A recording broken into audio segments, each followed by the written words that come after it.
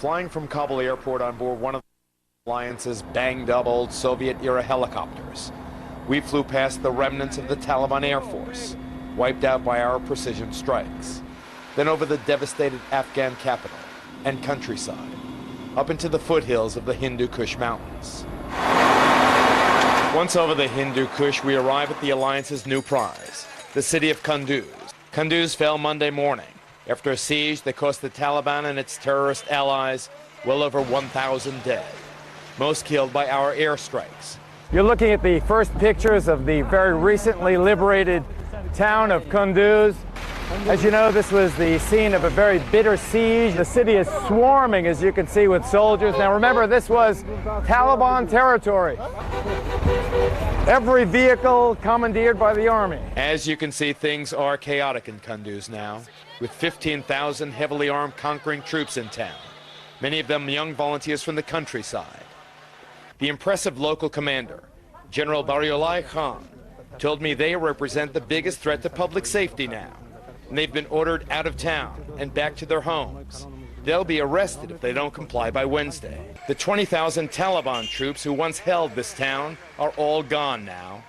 Most of those from this region have been granted a kind of informal parole and have melted back into the countryside. The hardcore and the imported terrorists, Arab, Pakistani, and other foreign fighters, have either been taken to prison in Mazar-e-Sharif or have escaped and are believed headed to Kandahar for a last stand. Kunduz, on its second full day as a liberated city, seems a town out of the old Wild West.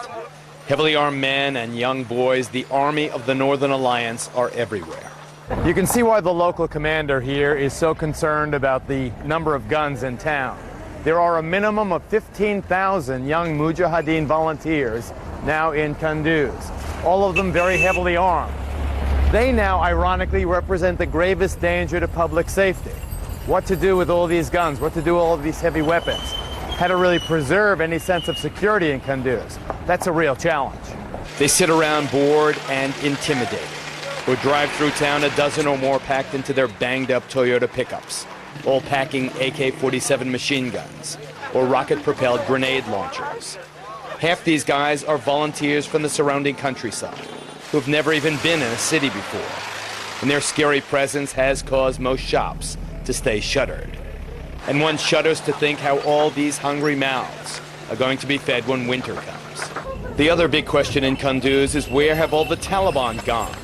They're certainly not in the vast and empty prison. Well, this is the prison, and this is the heart of the mystery of where are the prisoners.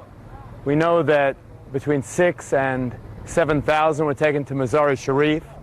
5,000 to 6,000 were released earlier, but there was a garrison of between 20,000 and 25,000 in this town.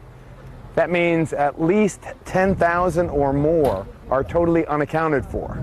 The town's airport is a busted and broken place, littered with the debris left by our precision strikes.